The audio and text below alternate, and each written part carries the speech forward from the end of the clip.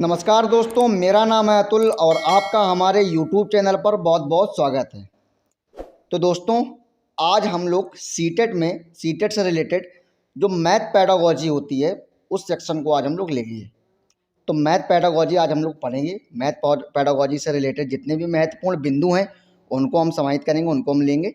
तो दोस्तों, देरी ना करते हुए चलिए आज का टॉपिक हम शुरू करते हैं। तो इसमें देखिए दोस्तों, सबसे पहले हम लोग लेंगे मैथ का नेचर, यानी कि मैथ की जो प्रकृति है वो किस तरीके की है। तो देखिए, मैथ की जो प्रकृति है वो कैसी है, लॉजिकल है, यानी कि तार्किक है। तो जो गणित की जो प्रकृति है वो लॉजिकल यानी कि तार्किक है। मैं आपको बता दूं कि जितने भी कलर पॉइंट में ये जो आपके बिंदु लिखे हुए हैं, जितने भी कलर्ड से बिंदु आपके पॉइंट लिखे हुए हैं, वो सारे के सारे पॉइंट महत्वपूर्ण हैं। वही आपके डायरेक्ट वही पॉइंट आपके एग्जाम पेपर में आपको छपे हुए बिल्कुल वही मिलेंगे। ठीक है, तो आप लोग ये जो जितने भी कलरफुल जो पॉइंट लिखे हैं उनको आप लोग जरूर नोट डाउन कर लीजिएगा। सेम यही कि यही पॉइंट आपको लिखे हुए आपको एग्जाम में मिलेंगे। ठीक है, तो गणित की जो प्रकृति है वो तार्किक यानी कि लॉजिकल है। बिना लॉजिक के हम लोग गणित नहीं लगा सकते हैं, समझ रहे हो। इसके बाद अगर हम अगले पॉइंट की बात करें तो गणित की जो संकल्पनाएं होती हैं वो कैसी होती हैं, अमूर्त। अमूर्त क्या होता है, जैसे पहले हम अमूर्त जानने से पहले हम लोग जानेंगे मूर्त क्या होता है एक्चुअली। तो मूर्त क्या होता है, मूर्त वो चीज़ होती है जिसको हम टच कर सकते हैं, छू सकते हैं। जैसे पानी में अगर बॉटल पानी से भरी अगर कोई बॉटल है तो बॉटल कैसी चीज़ है, कैसे आए, तो बॉटल हमारी है मूर्त चीज़। क्यों? क्योंकि बॉटल को छू सकते हैं, बॉटल को टच कर सकते हैं, बॉटल को उठा सकते हैं। तो ठीक है ना, तो ये हमारी मूर्त संकल्पना है। अगर हम यही कह दें अगर हम यही कह दें कि त्रिभुज, त्रिभुज कैसी संकल्पना है, तो त्रिभुज हमारी अमूर्त संकल्पना हो जाएगी। क्यों? क्योंकि त्रिभुज को हम उठा नहीं सकते, त्रिभुज को हम छू नहीं सकते। त्रिभुज भाई, त्रिभुज कोई भी चीज़ त्रिभुज हो सकती है। तो त्रिभुज हमारी कैसी चीज़ है, या सर्किल या आयत या वर्ग, कुछ भी कर दें। तो ये सारी चीज़ें जो मन में अपनी जी संकल्पना जो बनाते हैं, जैसे त्रिभुज हमने सोच लिया मन में कि त्रिभुज कैसे बनेगा, हाँ ये ऐसे ऐसे ऐसे बनेगा। या हमने कह दिया कि आयत कैसे बनेगा, तो हमने हाँ मन में हमने सोच लिया कि हाँ आयत आमने सामने की भुजाएं बराबर होंगी, मन ही में सोच रहे हैं। और आमने सामने के सारे दोनों तरफ की भुजाएं जो होंगी वो बराबर होंगी। तो ये हमने मन में बना लिया। ये कैसे संकल्पना हो जाएगी, ये हो जाएगी हमारी अमूर्त संकल्पना। ठीक है, तो मूर्त और अमूर्त में आप लोग डिफरेंट कर पाए होंगे। तो जो गणित जो हमारी संकल्पना है वो कैसी संकल्पना है, वो हमारी अमूर्त संकल्पना है। ये बात आप लोग याद रखिएगा। इसके बाद अगला पॉइंट लेंगे कि गणित की अपनी लैंग्वेज होती है। ठीक है, ये बात याद रखिएगा कि गणित की अपनी स्पेसिफिक लैंग्वेज होती है, अपनी अपनी लैंग्वेज होती है मैथ की। और इसी लैंग्वेज के माध्यम से सूत्रों यानी कि फार्मूला और प्रिंसिपल यानी कि सिद्धांत आदि का प्रतिपादन किया जाता है। तो हम ये जान सकते हैं कि गणित की एक अपनी लैंग्वेज होती है और उससे हम क्या करते हैं, फार्मूले और जो प्रिंसिपल्स जो यानी कि सिद्धांत होते हैं उसको हम प्रतिपादित करते हैं। ठीक है, इसके बाद हम लोग आगे हम लेंगे कि गणित, देखिए गणित जो होती है वो कैसी होती है, आगमनिक विवेचन यानी कि डिडक्टिव रीजनिंग पर आधारित होती है। किस पर आधारित होती है, मैथ होती है डिडक्टिव रीजनिंग पर आधारित। ठीक है, तो ये बात आप लोग याद रखिएगा। इसके बाद हम लोग अगला पॉइंट लेंगे कि जो मैथ होती है, जो कि गणित होती है, गणित की संकल्पना कैसी होती है, श्रेणीबद्ध। गणित की संकल्पना कैसी होती है, श्रेणीबद्ध, यानी कि सीरीज में होती है, इन सीरीज होती है, समझ रहे हो। श्रेणीबद्ध होती है, जैसे एक के बाद दो आएगा, दो के बाद तीन ही आएगा, तीन के बाद चार आएगा। तो ये सब संकल्पना कैसी है, ये सब श्रेणीबद्ध संकल्पनाएं हैं। तो ये भी आप लोग याद रखिएगा। इसके बाद हम लोग अगला पॉइंट लेंगे कि जो मैथ है वो स्थान, संख्या, मापन, मात्रा, दिशा, गणना आदि का विज्ञान है। ये आप लोग याद रखिएगा, ये पॉइंट काफ़ी इंपॉर्टेंट है। पॉइंट वैसे सारे इंपॉर्टेंट है, बिना मतलब फालतू चीज़ें हम लेके नहीं आए हैं। जितने भी पॉइंट लेके आए सारे के सारे महत्वपूर्ण हैं। ठीक है, तो स्थान, संख्या, मापन, मात्रा, दिशा और गणना आदि ये जो चीज़ें हैं ये कैसी हैं, कैसा विज्ञान है, ये गणित का विज्ञान है। ठीक है, तो ये भी आप लोग याद रखिएगा। अगला हम लेंगे कि गणित का जो ज्ञान होता है वो सटीक होता है और व्यवस्थित होता है। मैंने आपको बताया कि व्यवस्थित का मतलब क्या हो जाएगा, यहाँ पे व्यवस्थित का मतलब यहाँ पे हो जाएगा कि एक के बाद दो आता है, ये एकदम क्रम है। दो के बाद क्रम क्या है, तीन, तीन के बाद क्रम क्या है, चार, चार के बाद पाँच। ये सब क्या है, व्यवस्थित है, एकदम परमानेंट, कि एक के बाद दो ही आएगा। मतलब एक के बाद ऐसा नहीं कि एक के बाद 10 ले आए, ऐसा नहीं होता है। एक के बाद दो आएगा, दो के बाद तीन आएगा, तीन के बाद चार आएगा, एकदम व्यवस्थित है, क्रम से व्यवस्थित है। ठीक है, इसका मतलब ये है। बात करें सटीक की, सटीक यहाँ पे रिलेटेड किससे रिलेट करेंगे, जैसे हमने बोल दिया 2+2 कितना होता है, तो 2+2 4 होता है। ये एकदम सटीक है, क्लियर है एकदम कि टू और टू कितना होता है, 4 होता है। ठीक है, तो ये हमारा सटीक हो जाएगा। ऐसा नहीं कि 2+2 हम कह सकते हैं कि 2+2 6 होता है, ऐसा तो नहीं होता है। तो ये एकदम 2 और 2 कितना होता है, 4 होता है। ये एकदम क्लियर है, सटीक है एकदम, ठीक है, फिक्स है एकदम, इसको हम ये कह सकते हैं। तो ये भी हमने समझ लिया। इसके बाद इसको हमने समझ लिया, अब हम आगे जानेंगे। अब देखिए गणित गणित जो पेडागोजी है, जो मैथ की पेडागोजी है, उसमें बहुत ही इंपॉर्टेंट रोल निभाते हैं वैन हिले जी, ठीक है। तो वैन हिले जी ने क्या किया, वैन हिले जी ने ज्यामिति स्तर यानी कि ज्योमेट्रिक रीजनिंग दिया है। उन्होंने किस पर आधारित अपनी खोज की है, उन्होंने की है ज्यामिति यानी कि ज्योमेट्रिक पे, ठीक है। तो वैन हिले जी ने ज्यामिति स्तर पर और यानी कि ज्योमेट्रिक रीजनिंग उन्होंने दी है, ठीक है। तो इसको हम लोग समझेंगे। तो वैन हिले जी ने देखिए अगर हम बात करें चरण की, ठीक है, तो इन्होंने कितने लेवल दिए हैं, यानी कि कितने चरण दिए, तो इन्होंने लेवल दिए हैं 4। कितने लेवल इन्होंने दिए हैं, तो इन्होंने लेवल दिए हैं 4। किसने, वैन हिले जी ने। वैन हिले जी ने 4 लेवल दिए हैं। और स्टेज की अगर बात करें तो स्टेज इन्होंने कितने दिए, स्टेज इन्होंने दिए 5, ठीक है। तो वैन हिले जी ने लेवल दिए हैं 4 और स्टेज दिए 5। उसका रीजन ये है क्योंकि इन्होंने जो लेवल दिए हैं, उन्होंने लेवल 1 से नहीं माना है, उन्होंने लेवल को स्टार्ट किया 0 से। 0 से स्टार्ट किया, इसीलिए जो स्टेज 5 हो जाती हैं, लेकिन जो लेवल रहते हैं कितने रहते हैं, वो रहते हैं 4 ही। जैसे पहला जो हमारा लेवल हो जाएगा वो हो जाएगा विजुअलाइजेशन यानी कि, ठीक है, चाक्षुषीकरण। दूसरा लेवल हमारा हो जाएगा देखो लेवल 0 हमारा आ जाएगा विजुअलाइजेशन। लेवल 1 में आ जाएगा एनालाइज करना, ठीक है। और लेवल 2 में आ जाएगा इनफॉर्मल डिडक्शन। और लेवल 3 में आ जाएगा डिडक्शन। और लेवल 4 में आ जाएगा रिगर। तो ये हमारे लेवल है। अभी इन लेवलों को हम लोग अच्छे से समझेंगे। तो जितने भी इसमें लेवल हैं, देखो वैन हिले से 1 से 2 नंबर का प्रश्न हर सेट में बनता है मैथ पेडागोजी में, तो ये आप लोग बहुत ही ध्यान से पढ़िएगा। तो सबसे पहला लेवल आ जाएगा हमारा, सबसे मतलब 0 लेवल जो होगा वो हमारा कौन सा होगा, चाक्षुषीकरण। इस पॉइंट को आप लोग याद रखिएगा, चाक्षुषीकरण। आपने अगर प्रीवियस ईयर के पेपर सॉल्व किए हैं तो उसमें आपको मैथ पेडागोजी सेक्शन में ये वर्ड आपको चाक्षुषीकरण जो बहुत बार मिलेगा, ये इंपॉर्टेंट है। उसी को हम लोग जब देखते थे चाक्षुषीकरण तो सोचते थे ये क्या, कौन सा वर्ड है। तो इंग्लिश में जब देखते थे विजुअलाइजेशन तब समझ में आता था, अच्छा हाँ ये चीज़ होगा, ठीक है। तो चाक्षुषीकरण और विजुअलाइजेशन, इसी को हम विजुअलाइजेशन कहते हैं, ठीक है। तो ये आप लोग याद रखिएगा।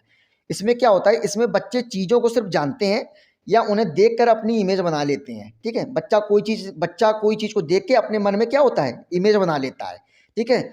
इसमें बच्चा आकृतियों के दिखावट के अकॉर्डिंग, किसके अकॉर्डिंग, बच्चे आकृतियों के दिखावट के अकॉर्डिंग उसका क्लासिफिकेशन यानी कि वर्गीकरण कर पाता है, ठीक है। फॉर एग्जाम्पल समस्या के देख के त्रिभुज की आकृति को बना लेना।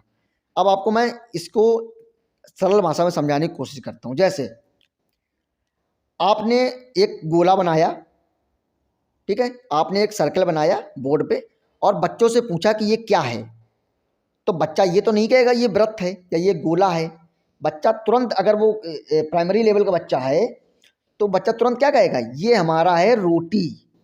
रोटी गोल होती है, तो बच्चा ने उस सर्कल को किससे रिलेट कर दिया, रोटी से, क्योंकि रोटी गोल होती है और रोटी बच्चा रोज देखता है घर पे रोजमर्रा की जिंदगी में, है ना। तो गोल सर्कल को देख के बच्चा ने इमेज बना लिया कि रोटी भी होती कैसी, गोल। तो बच्चा ने यहाँ पे किससे इमेज बनाया, किससे रिलेट किया, ये किया रोटी से, ठीक है। जैसे अब अगला लेते हैं, समोसा को देख के आपने अगर त्रिभुज बना दिया, बच्चे से पूछेंगे ये क्या है, तो बच्चा बोलेगा ये है समोसा। क्यों, क्योंकि समोसा का जो आकार होता है वो लगभग त्रिभुज के समान होता है। तो बच्चा ने त्रिभुज को किससे रिलेट किया, उसने रिलेट किया समोसे से, ठीक है। समोसे के अकॉर्डिंग बच्चा ने उसको समझा। इसके बाद अगर हमने बना दिया आयत, एक सेकेंड, अगर हमने बना दिया आयत, एक हमने आयत बनाया और बच्चे से हमने पूछा ये क्या, कौन सा चित्र है, तो बच्चा तुरंत कहेगा ये है हमारा बिस्किट। क्योंकि बिस्किट जो होता है वो किसका आकार का होता है, बिस्किट होता है आयत के आकार का। तो बिस्किट आयत देख करके बच्चे ने अपने मन में संकल्पना बना ली कि ये बिस्किट है, ठीक है। तो ये इस तरीके से बच्चा क्या करता है, विजुअलाइजेशन करता है, यानी कि इस तरीके से उन चीज़ों को क्लासिफिकेशन, उन चित्रों को, उन आकृतियों को क्लासिफिकेट यानी कि वर्गीकरण करता है इन सब चीज़ों से, ठीक है। तो ये आप समझ सकें कि बच्चा अगर इमेज बना ले अपने मन में, ठीक है, तो समझ लेना कि वो किस लेवल में है, तो वो है चाक्षुषीकरण यानी कि विजुअलाइजेशन में, इस लेवल में है। तो ये उम्मीद करता हूँ ये आपको समझ में आया होगा। ठीक है, इसके बाद हम लोग अगला जानेंगे। अगला पॉइंट है हमारा लेवल 1। लेवल 1 में कौन सा आ जाएगा? विश्लेषण। विश्लेषण यानी कि एनालाइज। ठीक है, इसमें क्या करेगा बच्चा, जो जो शेप्स होगा या कि उनकी जो आकार होंगे, जो चित्र होंगे, ठीक है, तो चित्रों के जो गुण होंगे उन पर वर्गीकरण कर पाता है। ठीक है, तो बच्चा इसमें क्या करता है? बच्चा इसमें शेप्स का तथा उनके गुणों के आधार पर वर्गीकरण कर पाता है। जैसे वर्ग और आयत में अंतर शुरू कर देना। ठीक है, अगर बच्चा वर्ग और आयत में अंतर करना चालू कर देता है, किसी दो चीज़ों में अंतर करना स्टार्ट कर देता है, यानी कि उसने अंतर करना स्टार्ट कर दिया है, किस आधार पर? गुणों के आधार पर। तो ये पॉइंट काफ़ी इंपॉर्टेंट है कि किस आधार पर, तो ये हो जाएगा गुणों के आधार पर। ठीक है, गुणों के आधार पर अगर बच्चा वर्गीकरण कर पा रहा है चीज़ों को, तो वो क्या कर रहा है? वो कर रहा है विश्लेषण, यानी कि एनालाइज कर रहा है वो चीज़ों को। समझ रहे हो? तो ये आप लोग समझ गए। इसके बाद हम लोग अगला जानेंगे। अगला है हमारा लेवल 2। लेवल 2 में क्या आ जाएगा? अनौपचारिक निगमन। अनौपचारिक निगमन मतलब क्या होता है? इनफॉर्मल डिडक्शन, यानी कि रिलेशनशिप। इसी को हम लोग रिलेशनशिप के नाम से भी जानते हैं। ठीक है, यानी कि संबंध के नाम से भी जानते हैं। तो इसमें बच्चा क्या करता है? इसमें बच्चा आकृतियों के बीच रिलेशन बनाना स्टार्ट कर देता है, उनकी सिमिलैरिटी के आधार पर। मतलब उनमें क्या समानता है, इस बेस में वो बच्चा क्या करता है? उसके संबंध बनाना स्टार्ट कर देता है। जैसे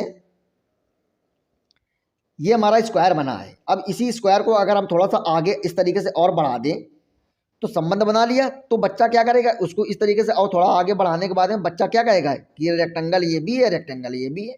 क्योंकि इसको थोड़ा सा आगे बढ़ाने के बाद में क्या होगा? वो रेक्टेंगल के तरीके बन जाएगा। स्क्वायर हमारा किस तरीके से बन जाएगा? रेक्टेंगल के तरीके से। तो बच्चा ने क्या किया? यहाँ पे संबंध बनाया। या फिर यहाँ पे ये भी कह सकते हैं कि एक रेक्टेंगल को हमने दो पार्ट में आधा आधा डिवाइड कर दिया, तो यहाँ पे दो स्क्वायर बन गए। बच्चा इस तरीके से भी रिलेशनशिप संबंध बना सकता है। ठीक है, तो उनकी सिमिलैरिटी के आधार पर, उनके समानता के आधार पर अगर कोई बच्चा रिलेशन बनाने लगे स्टार्ट कर दे, तो वो किस लेवल में है? वो है इनफॉर्मल रिडक्शन लेवल में, यानी कि अनौपचारिक निगमन लेवल में। ठीक है, तो ये भी आप लोग याद रखिएगा।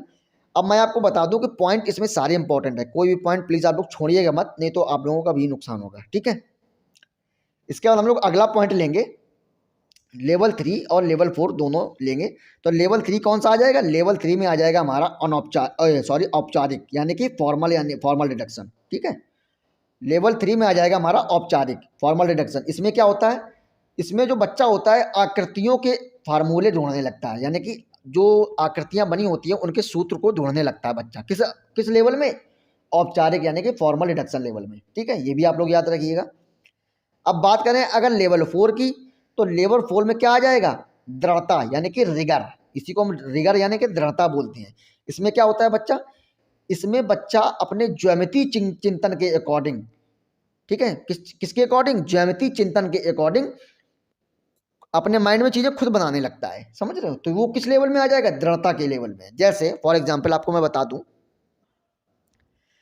जैसे आप लोगों के माइंड में चलता होगा, अगर आप लोगों से बोला जाए कि त्रिभुज किस आकार का होता है, तो आप लोग अपने क्या करोगे? तुरंत अपने मन में इमेज बनाने लगोगे कि वो त्रिभुज एक ऐसे गया, एक ऐसे गया, तिरछा गया, फिर एक नीचे से लाइन खींच दी, बन गया त्रिभुज। अगर बच्चे से यही बोला जाए कि आयत किस तरीके से आयत, अगर बच्चे को आयत वगैरह बताया जाए कि आयत कैसा होता है, तो बच्चा क्या करेगा? ज्योमेट्री चिंतन करेगा अपने मन में, अपने दिमाग से। ठीक है, तो ज्योमेट्री चिंतन क्या कैसे करेगा बच्चा कि आयत कैसा होता है? आमने सामने की भुजाएं बराबर होती हैं, तो ये हमारा हो गया आयत हो जाएगा। तो अपने ज्यामिति चिंतन अपने मन में जब बनाने लगे, ठीक है, तो क्या करता है? वो किस लेवल में? वो दृढ़ता यानी कि रिगर लेवल में है। तो ये भी आप लोग याद रखिएगा। इसके बाद हम लोग आगे लेंगे। अब इसी से रिलेटेड देखिए, हमने आपको ये चीज़ें बता तो दी, सारे पॉइंट हमने बता दिए, लेकिन आप लोगों के मन में ये विचार आ रहा होगा कि आपने जो पॉइंट बताए हैं, इसमें जो प्रश्न बनेगा वो किस तरीके से बनेगा। तो मैं आपको बता दूं, एक मैंने इसी से प्रीवियस ईयर के जो पेपर होते हैं उसको मैंने एक प्रश्न लिया है, उससे हम लोग ये अनुमान लगा पाएंगे कि एग्जाम में जो पेपर आएगा, जो क्वेश्चन बनेगा वो किस तरीके से बनेगा। देखिए, एक पांचवी कक्षा की छात्रा, किस कक्षा की? पांचवी कक्षा की छात्रा द्विविमीय आकृति का मतलब यहाँ पे किससे हो जाएगा? 2D से। ठीक है, और त्रिविमीय का मतलब किससे हो जाएगा? 3D से। ठीक है, तो द्विविमीय आकृति मतलब 2D। तो एक 5वीं कक्षा की छात्रा 2D आकृतियों का उसके गुणों के आधार पर वर्गीकरण करती है। किसके आधार पर? उसके गुणों के आधार पर। हमने आपको बताया था कि गुणों के आधार पर वर्गीकरण अगर कर दिया जाता है तो किस लेवल में है वो, और अगर चित्र के हिसाब से देख के, विजुअलाइजेशन के हिसाब से अगर देखा जाए तो उस लेवल में अगर बात करें, किसी चीज़ को देख के अपने मन में आकृति बना ले तो किस लेवल में है, मैंने आपको सब बताया था। तो यहाँ पे बच्चा जो 2D आकृति है उसको किस किस आधार पर वर्गीकृत कर रहा है? उसके गुणों के आधार पर। ठीक है, गुणों के आधार पर वर्गीकृत कर रहा है। तो ज्यामितीय विकास की वैन हेले के सिद्धांत के अनुसार वह छात्रा ज्यामितीय विवेचन के डैश स्तर पर है, मतलब किस स्तर पर है, तो इसको हम लोग जानेंगे। तो उसके गुणों पर आधारित वर्गीकरण किस लेवल में करता है, तो मैंने आपको बताया था वो उसके गुणों के आधार पर वर्गीकरण करना किस लेवल में है? विश्लेषण यानी कि एनालाइज लेवल पे। मैंने आपको बताया था गुणों के आधार पर वर्गीकरण करना किस लेवल में है? वो एनालाइज यानी कि विश्लेषण लेवल में। ठीक है, तो हम ये जानेंगे कि जब ये क्वेश्चन लिया तो इसमें जब हमने पढ़ा कि उसके गुणों के आधार पर अगर चित्रों का वर्गीकरण किया जा रहा है तो वो किस लेवल में आ जाएगा? विश्लेषण यानी कि एनालाइज। ठीक है, उसको चीज़ों को उस चित्र को वो क्या कर रहा है? एनालाइज कर रहा है। ठीक है, तो इस तरीके से क्वेश्चन आपके एग्जाम में आएंगे, इस तरीके से पॉइंट आपको बनेंगे। तो ये आप लोग, उम्मीद करता हूँ कि आप लोग बेहतर समझे होंगे इसको। इसके बाद हम लोग अगला लेंगे एग्जाम। एग्जाम का मतलब क्या होता है? अभिग्रहित। अभिग्रहित क्या होता है? ये पॉइंट तीनों इंपॉर्टेंट है, बेहद इंपॉर्टेंट है। इन पॉइंट में आप लोग बहुत कंफ्यूज होते होंगे। तो अभिग्रहित का मतलब क्या होता है? ऐसी स्टेटमेंट जिसको सच माना जाता है बिना किसी प्रूफ के। ठीक है, ऐसी स्टेटमेंट आपको दे दिया जाए कि आप उसको सच मान लो बिना किसी प्रूफ के कि हाँ नहीं ये तो होता ही है, ये बात सही है। ठीक है, जैसे 5+5। ठीक है, जैसे हमने अपने मन में हमने दिया कि 5+5 कितना होता है?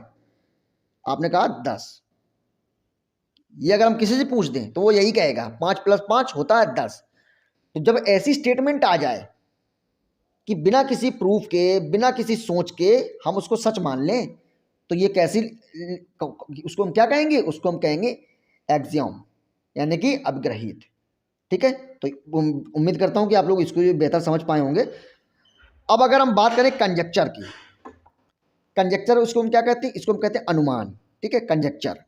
तो ऐसी स्टेटमेंट जिसको सच साबित करने के लिए उसको प्रूफ की जरूरत होती है। ठीक है, तो इसको हम क्या कहेंगे? इसको हम कहेंगे अनुमान, यानी कि ऐसी स्टेटमेंट जिसको साबित करने के लिए हमको प्रूफ की जरूरत होती है। ठीक है, साबित करने के लिए, इसको सच को साबित करने के लिए हमको प्रूव करना पड़ता है उस चीज को। जैसे फॉर एग्जाम्पल, मैं आपको एग्जाम्पल भी दूंगा।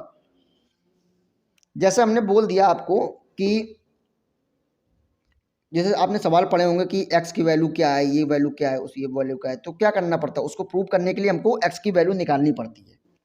आपने सवाल पढ़ा होगा कि कुछ ऐसा बोला जाता है जिसमें x को फाइंड किया जाता है, x की वैल्यू निकालनी होती है। तो उसको क्या करेंगे? उस स्टेटमेंट को क्या करेंगे? हम उसमें प्रूव करेंगे, x की वैल्यू फाइंड करेंगे, है ना। जब x की वैल्यू फाइंड करेंगे तो पहले हम अनुमान लगाते हैं कि इसका आंसर ये आ जाएगा, ये आ जाएगा, ये आ जाएगा, लेकिन उसको आंसर तभी फिक्स आ पाएगा, एकदम सटीक आंसर तभी आ पाएगा जब उसको हम प्रूव करेंगे। तो प्रूव करने के लिए एक्स की वैल्यू को हम फाइंड करते हैं। एक्स की वैल्यू जैसे फाइंड हो जाती है तो वो स्टेटमेंट कैसा हो जाता है? वो स्टेटमेंट सही हो जाता है कि हाँ ये वाला आंसर सही है। तो ये हो जाता है हमारा अनुमान। इसके बाद हम लोग अगर आगे आगे हम बात करें थ्योरम की। ठीक है, आगे अगर हम थ्योरम की बात करें तो जब कंजक्चर को प्रूव कर दिया जाए तो वो क्या कहलाती है? तब वो प्रमेय यानी कि थ्योरम कहलाती है। अब कंजक्चर हमने यहाँ पे बताया था, जब कंजक्चर ऐसी स्टेटमेंट जिसको सच साबित करने के लिए प्रूफ की जरूरत होती है उसको हम कहते हैं कंजक्चर। और जब कंजक्चर को प्रूव कर दिया जाए, जब कंजक्चर को प्रूव कर देने के बाद में वो क्या कहलाएगी? थ्योरम। जैसे फॉर एग्जाम्पल, आपको मैं एक और एग्जाम्पल दूंगा जिसको आपको बेहतर समझ पाए। जैसे हमने आपको पढ़ाया था वैन हीले। तो वैन हीले ने कितने स्तर दिए? तो वैन हीले ने 4 स्तर दिए और 5 स्टेज दी। ठीक है, तो जब उन्होंने ये सारे जो लेवल जो उन्होंने बताए हैं, चाक्षुषीकरण, विजुअलाइजेशन, विश्लेषण और औपचारिक, है ना, और दृढ़ता, ये जो लेवल उन्होंने बताए हैं, ऐसा तो है नहीं कि उन्होंने बस ऐसी फर्जी उन्होंने बता दिए। बताने से पहले उन्होंने उन सबको प्रूफ किया है।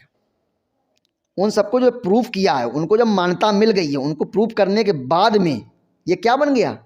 जब सारे लेवलों को वैन हीले जी ने प्रूफ किया, प्रूफ करने के बाद में ये क्या बन गया? ये बन गया थ्योरम यानी कि प्रमेय। इसी को हम लोग बोलते हैं वैन हीले थ्योरम यानी कि वैन हीले के प्रमेय। ठीक है, तो जब कोई कंजेक्चर को प्रूव कर दिया जाए तो वही हमारी कहलाएगी थ्योरम। तो उम्मीद करता हूं कि आपको ये भी बेहतर समझ में आया होगा। तो तीनों पॉइंट आप लोग बेहद इंपॉर्टेंट है, उसको आप लोग अच्छे से समझिएगा। इसके बाद हम लोग आगे देखेंगे। अब हमारा आ गया अगला topic Pamela live back theorem. ठीक है, पैमेला क्या, इसको हम क्या बोलते हैं, पैमेला थ्योरम। ठीक है, तो इसी को हम लोग बोलेंगे पैमेला थ्योरम। तो पैमेला थ्योरम को हम लोग जानेंगे।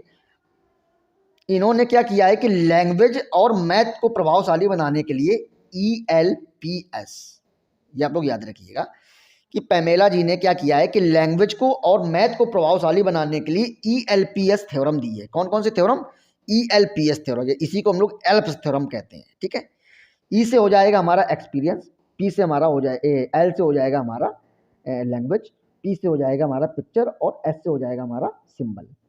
अब हम लोग एक्सपीरियंस, लैंग्वेज, पिक्चर और सिंबल इनको भी अच्छे से हम लोग जानेंगे।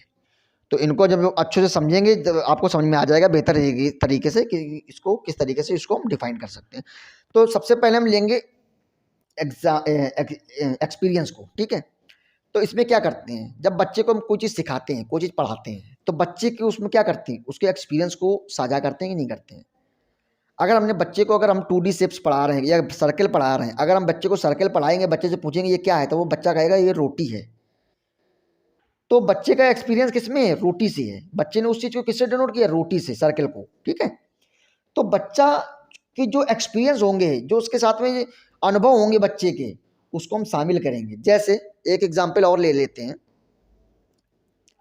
जैसे हमने कोई चीज़ पढ़ाई, हमने मान लो बताया, हम अगर मान लो हम आयत पढ़ा रहे हैं। ठीक है, तो आयत पढ़ाने के, जब पढ़ाने से पहले अगर हम बच्चे से पूछेंगे एक आयत बनाएंगे, आयत का हम एक चित्र बनाएंगे ऐसे बोर्ड में, बच्चे से पूछेंगे ये क्या है, कोई कोई बोलेगा ये बिस्किट है, कोई कोई ये बोलेगा ये चारपाई है ना, कोई कोई ये बोलेगा ये तखत है, क्योंकि भाई आकार तो वही है ना, कोई कोई ये बोलेगा ये दरवाजा है।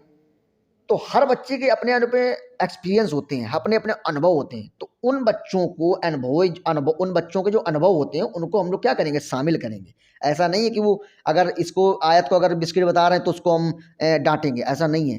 क्योंकि भाई बिस्किट जो आकार होता है वो जो बिस्किट का जो आकार होता है वो आयत के तरीके होता है, हमने पीछे आपको बताया। तो बच्चा ने उससे किससे रिलेट किया, बिस्किट से रिलेट कर दिया, तो बच्चे ने अपना अनुभव शेयर किया ना। तो बच्चा को जब सीखेगा तो इसमें क्या करते हैं, बच्चे को सिखाने के लिए बच्चे के अनुभवों को शामिल करना बहुत ज़रूरी है, उनके एक्सपीरियंस को शामिल करना ज़रूरी है। ठीक है, तो ये हमने समझ लिया। अब हम समझेंगे उनकी लैंग्वेज। अब आपने CDP में भी पढ़ा होगा, हमने भी पढ़ाया भी है, किस बच्चे को प्राथमिक भाषा क्या होगी, उसको जो प्राथमिकता, उसको भाषा, किस भाषा और लैंग्वेज को उसको प्राथमिकता देंगे, तो उसकी है वो मातृभाषा यानी कि मदर टंग। तो बच्चे की यहाँ पे जो मातृभाषा होगी उसी में उसको बच्चे को सिखाना चाहिए। ठीक है, ये बात आप लोग याद रखिएगा। अब हम लोग बात करेंगे पिक्चर। तो बच्चे को सिखाने के लिए अलग अलग तरीकों के पिक्चर के माध्यम से हम बच्चे को हम सिखाएंगे। कोई भी चीज़ अगर सिखा रहे हैं, है ना, अगर हम प्राइमरी लेवल के बच्चों को, अगर हम मान लो प्राइमरी लेवल के बच्चों को अगर हम पेड़ पौधों के बारे में बता रहे हैं तो उनको पेड़ पौधों की पिक्चर दिखाएंगे, उससे हम लोग समझाने को उसको कोशिश करेंगे, तो बच्चे को जल्दी समझ में आएगा। ठीक है, इसके बाद हम लोग क्या करेंगे कि इसके बाद हम लोग सबसे लास्ट में, अंत में क्या करेंगे, उसके सिंबल जो होंगे उसको उसके द्वारा हम लोग बच्चे को सिंबल्स को प्रदर्शित करेंगे बच्चे के सामने। ठीक है, तो ये हमारे चारों पॉइंट थे, ये कोई बेहद इंपॉर्टेंट है, इसको आप लोग याद रखिएगा, ये बहुत ही ज़्यादा इंपॉर्टेंट है पैमेला लाई बैक थ्योरम के। और आप लोग याद रखिएगा पैमेला लाई की जो थ्योरम है उससे हर साल 2 से 3 प्रश्न जरूर बनते हैं मैथ पेडागोजी में। ठीक है, और हर सेट में बनते हैं। इसके बाद हम लोग आगे लेंगे। अब देखिए ये वही चीज़ें आ गई जो हमने आपको पीछे समझाया, ये चीज़ें वही हैं। जैसे हमने बताया कि सबसे पहले मूर्त यानी कॉन्क्रीट चीज़ें लेंगे। अब जैसे मैंने आपको बताया था मूर्त चीज़ें क्या होती हैं, जिसको हम छू सकते हैं, टच कर सकते हैं, है ना, तो वो हमारी चीज़ें हो जाएंगी मूर्त चीज़ें। अब बच्चे ने सर्कल को देख के रोटी से रिलेट किया, तो रोटी कैसी चीज़ें हैं, रोटी कैसी है, ये रोटी को हम छू सकते हैं, रोटी को उठा सकते हैं, तो रोटी कैसी चीज़ हो जाएगी, मूर्त चीज़ यानी कि कॉन्क्रीट चीज़ हो जाएंगी। तो बच्चे इसमें सबसे पहले हम क्या लेंगे, कॉन्क्रीट चीज़ों को लेंगे बच्चे को सिखाने के लिए, है ना। बच्चे को सिखाने के लिए सबसे पहले हम कॉन्क्रीट चीज़ें लेंगे, ऐसी चीज़ लेंगे जिससे कि बच्चे आसानी से समझ जाए। इसके बाद अगला पॉइंट हम क्या लेंगे, फिर उसको उसके बारे में बताएंगे। अब उसको उसके बारे में बताएंगे, लेकिन किस लैंग्वेज में बताएंगे, वो बताएंगे मदर टंग यानी कि मातृभाषा में। ठीक है, फिर उसको उस चीज़ को दिखाएंगे। किस चीज़ को, अगर कोई चीज़ दिखाएंगे तो उसको किस माध्यम से दिखाएंगे, चित्र के माध्यम से। अगर हम उसको पर्यावरण से रिलेटेड पेड़ पौधों के बारे में बता रहे हैं तो उसको क्या दिखाएंगे, उसको हम लोग दिखाएंगे पेड़ों के बारे में, उसको पेड़ों का चित्र दिखाएंगे। तो वही पॉइंट ये है। इसके बाद हम लोग अगला और लास्ट पॉइंट क्या है कि अंत में उसको चिन्ह यानी कि सिंबल के माध्यम से उसको हम सिखाएंगे, उसको हम बताएंगे। उसको हम सबसे लास्ट में उसको क्या बताएंगे, उसको हम बताएंगे सिंबल। ठीक है, तो ये भी आप लोग याद रखिएगा। तो हमने ये अच्छे से समझ लिया, उम्मीद करता हूँ आपको बेहतर समझ में आया होगा। इसके बाद हम लोग अगला पॉइंट लेंगे सममिति।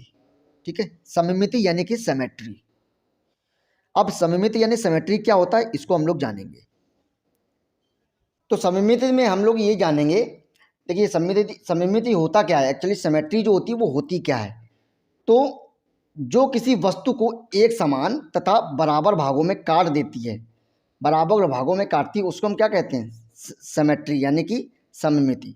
जैसे ये एक दिल बना हुआ है, तो दिल को हमने क्या किया, दिल का ये वाला लेफ्ट वाला हिस्सा जो और राइट वाला हिस्सा दोनों कैसे हैं, बराबर भागों में है। ठीक है, इसको हमने बीचों बीच काट दिया तो कैसे, ये बराबर भागों में। जैसे ये हमने एक पंचभुज लिया, पंचभुजों को हमने बीच से अगर हमने काट दिया तो कैसा है, ये वाला हिस्सा अलग हो जाएगा, ये वाला हिस्सा अलग हो जाएगा, और ये कैसे हिस्सा, ये बराबर भागों में ये कट गए हैं। तो ये भी आप लोगों ने देखा होगा।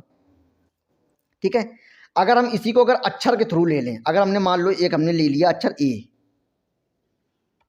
एक सेकंड, हमने एक अक्षर ले लिया हमने ए। ठीक है, अब हमने ए तो लिख लिया, अगर हम इसी को अगर हम काटना चाहें, ए को अगर हम काटें हॉरिजॉन्टल, इसको देखिए कोई भी अक्षर या कोई भी चित्र, इनको अगर हम काटना चाहते हैं तो इनको हम लोग वर्टिकल और हॉरिजॉन्टल में काटते हैं इनको। ठीक है, अब इसी को हम काटना चाहें बीचों बीच, अगर काटना चाहें तो बीचों बीच क्या होगा, क्या ये ऐसा काटेंगे, इस तरीके से काटेंगे, मतलब इसको हम इस तरीके से काटेंगे, अक्षरों को या चित्रों को इस तरीके से काटना है कि ताकि उनके दोनों जो भाग हैं वो बराबर रहें। अगर वो बराबर नहीं है तो मतलब वो गलत हो जाएगा, वो उस तरीके से नहीं कटेगा। अगर दोनों भाग लेफ्ट और राइट भाग दोनों भाग अगर बराबर हैं, इक्वल हैं, तब तो वो सही कटा है। ठीक है, तो अगर हमने इसको इस तरीके से हमने काट दिया तो क्या ये वाला भाग बराबर है, नहीं है, ये वाला भाग देखने में अलग लग रहा है, ये वाला भाग देखने में अलग लग रहा है। ठीक है, अब इसी को हम किस तरीके से काटेंगे, हम बताते हैं। इसी को हम लोग इस तरीके से काटेंगे, इस तरीके से। तो ये वाली लाइन इस तरफ भी है, एक डंडा ये है, एक डंडा इसमें ये भी है ना। तो ये कैसा हिस्सा, दोनों बराबर है, ये दोनों सेम है, ये भी सेम है, ये दोनों बराबर हैं, तो ये हमारा सही हो जाएगा, ए हमारा इस तरीके से कटेगा। ठीक है, अगला अगर हम इसी तरीके से हम जैसे इसी में ये लिया बी, अगर हम बी ले लें इसी में, इस तरीके से हमने बी ले लिया, तो बी को क्या लगता है किस तरीके से काटेंगे, क्या लगता है कि बी को हम इस तरीके से काटेंगे, ऐसे काटेंगे, ऐसे तो नहीं कटेगा क्योंकि ये वाला हिस्सा अलग हो जाएगा, ये वाला हिस्सा अलग हो जाएगा। तो ये वाला हिस्सा क्या देखने में सेम लग रहा है, नहीं लग रहा है, तो इसको इस तरीके से तो काटेंगे नहीं। इसको किस तरीके से काटेंगे, इसको हम काटेंगे इस तरीके से। तो ये वाला हिस्सा और ये वाला हिस्सा दोनों देखने में कैसा लग रहा है, एकदम सेम लग रहा है, तो ये हमारा सिमेट्री है यानी कि सममिति है। इस तरीके से इसको हम काटेंगे। ठीक है, जैसे ये है, मैंने आपको बताया, जैसे ये फिगर है ना, इस तरीके से। अगर इसी को हम किसी त्रिभुज को अगर हम ले लें, मान लो हम एक एग्जांपल और देते हैं, त्रिभुज को ले लें, क्या त्रिभुज इस तरीके से कटेगा, नहीं कटेगा, क्योंकि ये वाला हिस्सा अलग है, ये वाला हिस्सा अलग है, तो इसको इस तरीके से भी नहीं कटेगा। तो ये त्रिभुज किस तरीके से कटेगा, त्रिभुज इस तरीके से कटेगा, क्योंकि ये वाला हिस्सा लेफ्ट और राइट वाला हिस्सा जो है, लेफ्ट और राइट वाला हिस्सा जो कैसा है, एकदम इक्वल तरीके से कटेगा। ठीक है, तो सममिति और जो सिमेट्री होती है वो एक्चुअली यही होती है कि दोनों को बराबर भागों में काटना होता है।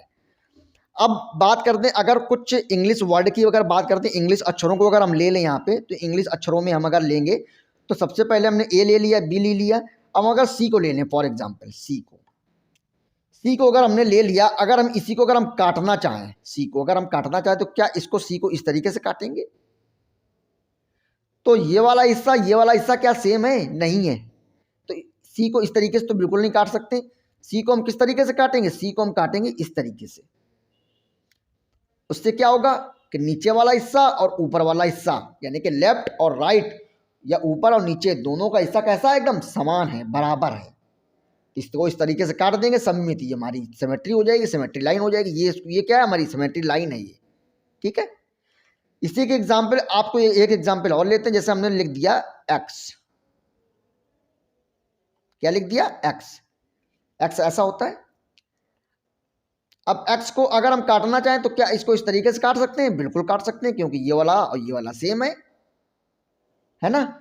अगर हम यही एक्स को चाहें तो इस क्या हम इस तरीके से काट सकते हैं, बिल्कुल काट सकते हैं। ये वाला और ये वाला इससे एकदम सेम है, इस तरफ भी दो लाइनें ऐसे मूछों के तरीके गई हैं, ये वाले भी इस तरफ ऐसी गई हैं।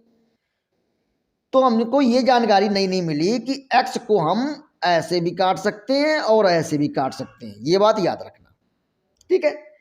अब अगर हम यही एक बहुत ही ज्यादा इंपॉर्टेंट पॉइंट है, इसको उस पॉइंट का नाम है, उस अक्षर का नाम है ओ। अगर हम ये पूछ दिया जाए कि ओ को हम कितने तरीकों से हम काट सकते हैं, ये बिंदु है ओ का। ओ को अगर हम काटना चाहें तो एक ऐसे काट दें तो ये पार्ट अलग, ये पार्ट अलग, ठीक है। अगर हम ओ को ऐसे काटना चाहें तो ये पार्ट अलग, ये पार्ट अलग हो जाएगा, ये पार्ट अलग हो, ये पार्ट अलग हो जाएगा। अगर एक पार्ट और काट दें तो ये पार्ट अलग, ये पार्ट अलग हो जाएगा। तो हमको ये जानकारी मिली कि ओ को हम चाहे जितने भागों में काट दें, ओ को हम चाहे जितने भागों में काट दें वो बराबर हिस्सों में ही बटेगा। चाहे जितने भागों में ऐसे ऐसे करके काट दें वो हमेशा बराबर हिस्सों में बटेगा। तो हमको ये जानकारी मिली, लेकिन हाँ जो भी जिस तरीके से काटेंगे उसके जो केंद्र से होती हुई लाइन जानी चाहिए तब तो वो कटेगा सही तरीके से, ठीक है। तो हमको ये जानकारी मिली कि अगर आपसे प्रश्न ये पूछ दिया जाए कि सममिति में सममिति लाइन किस अक्षर में अनंत बार होती है, तो याद रखना ओ। ओ यानी कि ये ओ में अक्षर जो होते हैं सममिति में वो अनंत होते हैं। कितने होते हैं, अनंत। एक सेकंड, ओ में जो अक्षर होते हैं उसको सिमेट्री लाइन जो होती है उसमें कितनी होती है, अनंत सिमेट्री लाइन होती है। ये बात याद रखना, कितनी भी अनगिनत होती है इसमें, ठीक है। तो ये भी हमने समझ लिया। तो कुछ अक्षर ऐसे होते हैं जो कि कुछ अक्षर ऐसे होते हैं जिनकी सिमेट्री लाइन एक होती है, कुछ अक्षर ऐसे होते हैं जिनकी सिमेट्री लाइन दो होती है, और कुछ अक्षर ऐसे होते हैं जिनकी एक भी सिमेट्री लाइन नहीं होती है। अब हमने एक सिमेट्री लाइन दो सिमेट्री लाइन और अनंत सिमेट्री लाइन तो पढ़ लिया। अब ऐसे अक्षर देखेंगे हम लोग जिनकी की एक भी क्या नाम है कि सिमेट्री लाइन नहीं होती, वो कट ही नहीं सकते वो अक्षर। जैसे फॉर एग्जांपल हमने ले लिया पी। अब पी को क्या हम ऐसे काटेंगे, भाई ये वाला हिस्सा क्या बराबर है, नहीं है। तो क्या करेंगे, पी को ऐसे भी नहीं काट सकते। अब पी को क्या ऐसे काटेंगे, क्या ये वाला हिस्सा बराबर है, ये भी नहीं है पी। तो क्या इससे हमको जानकारी मिलेगी, कुछ अक्षर ऐसे होते हैं जो कि जिनको हम हॉरिजॉन्टल और वर्टिकल दोनों में काट सकते हैं। कुछ वर्ड ऐसे होते हैं जो हॉरिजॉन्टल अकेले कट सकते हैं, कुछ वर्ड ऐसे होते हैं जो वर्टिकल अकेले कट सकते हैं, समझ गए।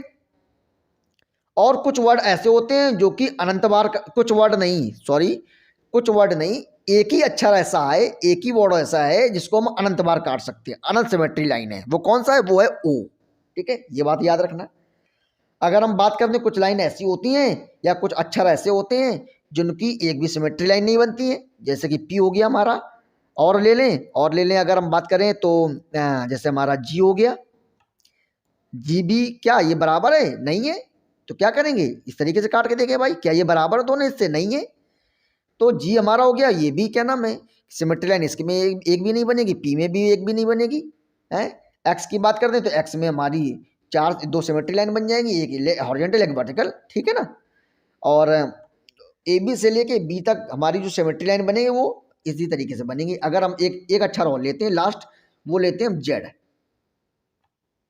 जेड ऐसे वो लिखा होता है। क्या इसकी कितने सिमेट्री लाइन होंगी, एक या दो। तो क्या इसको इस तरीके से काट दिया, क्या ये सिमेट्री अलग अलग है या सेम है, बताओ आप। सेम है, एक लाइन इधर भी जाएगी, एक लाइन इधर भी जाएगी, दो लाइनें तिरछा ये इधर आ रही, दो लाइनें तिरछा ये इधर आ रही, है ना। तो ये जेड कैसा है, जेड हमारा इस तरीके से कट जाएगा। क्या जेड इस तरीके से कट सकता है, बिल्कुल कट सकता है। ये वाला हिस्सा बिल्कुल बराबर है, एक छोटी लाइन ये है, एक छोटी लाइन ये है, एक बड़ी लाइन ये है, एक बड़ी लाइन ये है। तो दो किसी फिगर, किसी अक्षर, किसी चित्र, कोई आकार, अगर उसको दो बराबर भागों में काट दिया जाए तो वो कहलाती है सममिति यानी कि सिमेट्री। सिंपल सी बात है। तो उम्मीद करता हूं कि ये आपको अच्छे समझ में आया होगा। अब लास्ट एक और लेते हैं। आपको एक ये वाला जो समझाने की कोशिश करते हैं, जैसे कि हमने एक ये गोला ले लिया, एक गोला हमने और ले लिया, एक ये हमने ऊपर गोला ले लिया, और ये हमने इस तरीके से आपको समझाया, पेड़ बना दिया। अब इस पेड़ को क्या इस तरीके से काट सकते हैं? क्या ये वाला हिस्सा बराबर है? नहीं है। ठीक है, तो इसको किस तरीके से काटेंगे? इसको हम इस तरीके से काटेंगे। ये क्या हो गया? इसकी जो जो तना है, जो उसकी जो नीचे का जो गया लकड़ी है, जो ये भी है, ये भी है, समान है। एक गोला इस तरफ है, एक गोला इस तरफ है। ऊपर देखेंगे आधा गोला इस तरफ भी है, आधा गोला इस तरफ भी है। तो ये वाला हिस्सा अलग हो, ये वाला हिस्सा अलग हो जाएगा बराबर, और ये वाला हिस्सा बराबर हो जाएगा। तो इससे हमने क्या जानकारी मिली कि अगर कोई चित्र या कोई अक्षर अगर बराबर भागों में कट जाता है तो वो सिमेट्री है। कोई बराबर भागों में काट देते हैं, तो जब उसको काटते हैं तो वो जो लाइन खींची जाती है, जहाँ से काटी जाती है, वही हमारी कहलाती है सममिति यानी कि सिमेट्री। उसी को हम बोलते हैं सिमेट्री लाइन। समझ गए? तो अब क्या नाम है कि अब अगला पॉइंट लेंगे दोस्तों। अब हम लोग अगले पॉइंट में हम जानेंगे कि जो बच्चों को पढ़ाने के लिए, बच्चों को सिखाने के लिए जो शिक्षण सहायक सामग्री जो यूज करते हैं उनके बारे में पढ़ेंगे। क्योंकि शिक्षण सहायक सामग्री जो होती है वो बच्चों को सिखाने में बहुत ही महत्वपूर्ण है, और उन सामग्रियों से रिलेटेड आपके एग्जाम में हर बार क्वेश्चन बनते हैं। ठीक है, तो वो हम लोग अच्छे से आज हम जानेंगे। तो अब हम लोग जो शिक्षण सहायक सामग्री है उनके बारे में हम लोग देखेंगे। सबसे पहला हम लेंगे चौपड़ यानी कि टाइलिंग। चौपड़ क्या होता है? चौपड़ टाइलिंग क्या होती है? अब टाइलिंग वो होती है जिससे कि हम लोग बच्चों को 2D और 3D शेप्स की जानकारी लेते हैं, जानकारी बच्चों को देते हैं। ठीक है, एक हमने टाइल्स ली, उससे हम क्या करेंगे? बच्चों को दिखाएंगे, बच्चों को देंगे, चित्र बनाएंगे। तो उससे हम क्या दिखाएंगे बच्चों को? बच्चों को हम 2D और 3D आकृतियां जो होती हैं उसके बारे में बच्चों को जानकारी देंगे। जैसे आपने पढ़ा होगा, आपके एग्जाम पेपर, आपके सीटेट के एग्जाम में क्वेश्चन बनता है कि एक कमरे की एक कमरे का क्षेत्रफल इतना है और एक टाइल्स का क्षेत्रफल इतना है, तो उस कमरे के पूरे कमरे में कितनी टाइल्स लग जाएंगी, टाइल्सों की संख्या बताओ। तो इस टाइप की जो चीज़ें होती हैं वो जब 2D 3D टाइल्स जो होती हैं, जो इस टाइप के क्वेश्चन जो आपके बनते हैं वो कैसे बनते हैं? जो उसी को हम लोग कहते हैं चौपड़ यानी कि टाइलिंग। ठीक है, तो टाइलिंग यानी कि चौपड़ या टाइलिंग के माध्यम से बच्चों को हम 2D या 3D शेप्स के बारे में जानकारी भी दे सकते हैं, और उनसे रिलेटेड सवाल भी हमारे बनते हैं एग्जाम में। ठीक है, अब हम लोग अगली शिक्षण सहायक सामग्री लेंगे, इसको हम बोलते हैं एबेकस, जो कि बेहद इंपॉर्टेंट है। देखिए, जितनी भी शिक्षण सहायक सामग्री हम बताएंगे, वो एक एक शिक्षण सहायक सामग्री एग्जाम में हर शिक्षक सहायक सामग्री के से प्रश्न बनता है। ठीक है, कोई भी आप सामग्री उठा लो शिक्षण से रिलेटेड, वो हर शिक्षण सहायक सामग्री से एक ना एक क्वेश्चन हर साल बनता है। तो सबसे पहले हम लेंगे एबेकस। तो एबेकस एक्चुअली क्या होता है उसकी हम जानकारी लेंगे। तो एबेकस से एक एक्चुअली ये होता है कि एक ये ऐसा बॉक्स टाइप का होता है लकड़ी का, उसमें एक कुछ में जो कुछ तान जैसी पड़ी होती है, उसमें छल्ले लगे होते हैं। ठीक है, तो एक लाइन, एक तान में, एक रेखा में 10 छल्ले पड़े होते हैं। उससे हम लोग क्या क्या सीख सकते हैं, बच्चों को क्या क्या सिखा सकते हैं? तो उससे एबेकस से हम लोग बच्चों को बेसिक काउंटिंग, जोड़ या घटाना, प्लेस वैल्यू और फेस वैल्यू आदि का ज्ञान बच्चों को दिया जाता है। तो हम ये जान सकते हैं कि बच्चों को एबेकस के माध्यम से बेसिक काउंटिंग, जोड़ घटाना, प्लेस वैल्यू, फेस वैल्यू और आदि इन सब चीज़ों को हम लोग बच्चों को ज्ञान दे सकते हैं, ज्ञान उनको सिखा सकते हैं। ठीक है, एबेकस के माध्यम से। तो अब हम ये जानेंगे कि एबेकस के माध्यम से जो है वो नॉर्मल बच्चे तो सीख ही सकते हैं, इससे दृष्टिबाधित बच्चे भी सीख सकते हैं। मतलब जो विजुअलाइज चैलेंज जो बच्चे हैं वो भी सीख सकते हैं। क्यों? क्योंकि वो इसको टच करके, फील करके इसको आसानी से सीख सकते हैं। टच करके इसकी बेसिक काउंटिंग सीख सकते हैं बच्चे, इसको टच करके बेसिक जोड़ घटाना सीख सकते हैं, टच करके इसको प्लेस वैल्यू और फेस वैल्यू भी सीख सकते हैं जो दृष्टिबाधित बच्चे हैं। ठीक है, तो ये जो अबेकस है वो दृष्टिबाधित बच्चों के लिए भी उपयोगी है। इसके बाद हम लोग आगे लेंगे, आगे हम लोग लेंगे जियो बोर्ड। तो जियो बोर्ड का ये फिगर है। तो जियो बोर्ड जो होता है वो किस तरीके से होता है? जियो बोर्ड एक्चुअली होता है, एक बोर्ड होता है, उसमें कुछ कीलें ठुकी होती हैं, और उन कीलों में हम लोग क्या करते हैं कि उन कीलों में हम लोग धागे के माध्यम से चित्र बनाते हैं 2D से। उस बोर्ड में क्या करते हैं, उस बोर्ड में उस जो कील लगी होती है उसमें धागा फंसा फंसा के चित्र बनाते हैं। ठीक है, इस तरीके से आपने समझ लिया होगा, इस तरीके से उसमें चित्र बनाते हैं। ठीक है, उन चित्रों को, जो बेसिक चित्र जो बनाते हैं, बच्चों को जो बेसिक ज्योमेट्री जो होती है, बेसिक चित्रों के बारे में, बेसिक आकृतियों के बारे में बच्चे को हम किस में सिखाते हैं? जियो बोर्ड के माध्यम से हम बच्चों को सिखा सकते हैं। तो इसको हम ये कह सकते हैं कि जियो बोर्ड के माध्यम से बच्चों को बेसिक ज्योमेट्री का ज्ञान दिया जाता है। ठीक है, हम लोगों ने क्या किया कि कील गाड़ी एक बोर्ड में, धागा ऐसे लपेटना चालू कर दिया, कभी सर्कल बना दिया, कभी रेक्टेंगल बना दिया, कभी स्क्वायर बना दिया, है ना, कभी समांतर चतुर्भुज बना दिया, कभी त्रिभुज बना दिया। तो कई सारे चित्र इसमें बना सकते हैं जिससे कि बच्चों को हम सिखा सकते हैं। ठीक है, और ये जो शेप होते हैं हमेशा याद रखना, ये वाले ये एक पॉइंट याद रखना, ये जो जियो बोर्ड में जो चित्र बनेंगे, जो जियो बोर्ड में जो चित्र बनाएंगे वो हमेशा 2D शेप्स में होंगे, ये 3D शेप्स में नहीं होते हैं। ठीक है, तो जो जियो बोर्ड में जो बच्चों को जो बेसिक ज्योमेट्री सिखाएंगे, तो जो धागे के माध्यम से चित्र बनाते हैं, वो जो चित्र होंगे वो 2D शेप्स में होंगे। अब 2D शेप्स में हम लोग रेक्टेंगल भी बना सकते हैं, स्क्वायर भी बना सकते हैं, सर्कल भी बना सकते हैं। ठीक है, इन सभी का ज्ञान दिया जाता है किसमें, बच्चों को जियो बोर्ड में। और इसमें याद रखना, इसमें 3D शेप्स का नहीं लिया जाता है, इसमें जियो बोर्ड में 3D शेप नहीं होती है। अब 3D शेप बनाने के लिए क्या करते हैं, तो 3D शेप क्या नाम है, सिखाने के लिए, बच्चों को पढ़ाने के लिए हम लोग जियोजेब्रा का इस्तेमाल करते हैं। ठीक है, जियोजेब्रा क्या है हमने वो बता दिया कि जो जियोजेब्रा है उसमें, उसके बारे में हम लोग जानकारी लेंगे। तो जियोजेब्रा एक टाइप का क्या है, एक टाइप का कंप्यूटर और फोन आधारित सॉफ्टवेयर है जियोजेब्रा। जियोजेब्रा क्या है, एक टाइप का सॉफ्टवेयर है। ठीक है, जिसके जिस पर क्या होता है, जिस पर ज्योमेट्रिक शेप यानी कि ज्योमेट्री आकृतियों का ज्ञान दिया जाता है, चाहे वो फिर वो 2D में हो और चाहे वो फिर 3D में हो। ठीक है, तो बेसिकली एक चीज होता है कि एक जो जियोजेब्रा होता है वो एक टाइप का सॉफ्टवेयर होता है, कंप्यूटर या फोन आधारित। उसमें हम लोग बच्चों को 2D और 3D शेप्स के बारे में जानकारी दे सकते हैं, या 3D या 2D शेप्स के बारे में बच्चों को सिखा सकते हैं। और जो जियो बोर्ड होता है, तो जियो बोर्ड में बच्चों को हम लोग ज्योमेट्रिक की बेसिक जानकारी दे सकते हैं, वो भी 2D शेप में। ठीक है, तो ये आप लोग, उम्मीद करता हूँ कि आपको समझ में आया होगा जियोजेब्रा और जियो बोर्ड के, जियो बोर्ड जो। इसके बाद हम लोग लेंगे अगला ग्राफ पेपर। ये ग्राफ पेपर एक्चुअली क्या होता है, तो ग्राफ पेपर के बारे में हम लोग जानकारी ये लेंगे कि बच्चों को ग्राफ पेपर से क्या सिखा सकते हैं। बच्चों को ग्राफ पेपर से हम लोग डेसिमल नंबर का ज्ञान दिया जाता है, या डेसिमल नंबर सिखाते हैं। डेसिमल नंबर का मतलब होता है दशमलव संख्याएं, दशमलव संख्याएं। ठीक है, डेसिमल नंबर का क्या मतलब होता है, दशमलव संख्याएं।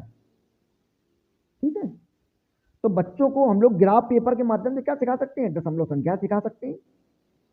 अब अगर हम बात करें डॉट पेपर की, तो डॉट पेपर के माध्यम से हम लोग बच्चों को ज्योमेट्रिक शेप्स और इंग्लिश अल्फाबेट का ज्ञान दिया जाता है डॉट पेपर के माध्यम से।